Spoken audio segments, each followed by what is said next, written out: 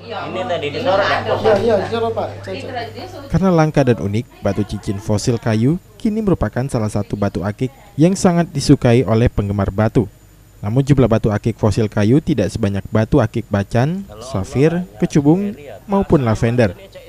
Salah seorang penjual batu akik fosil kayu adalah Sofian Mustafa. Penjual batu akik yang biasa mangkal di Pasar Cinde ini mengaku batu akik fosil kayu didapatkan dari daerah Batu Raja. Batu akik ini memang berasal dari kayu yang sudah menjadi batu karena proses alam jutaan tahun. Menurutnya, keunikan batu akik fosil saat dilihat seperti kayu, namun berbentuk batu. Harga batu akik fosil kayu bisa mencapai jutaan rupiah, namun tergantung teksturnya. Semakin bagus tekstur kayunya, harganya semakin mahal. Pria berusia 57 tahun ini mengaku batu cincin ini sekedar hiasan, tidak ada niat untuk percaya terhadap kekuatan magic terhadap batu tersebut. Batu fosil itu batu dari bahan Dari kayu. dari Temu di kayu ya, di kebun. Dari batu, Bu ya? Jadi batu. Itu nilainya mahal itu, Pak. Kalau untuk nilai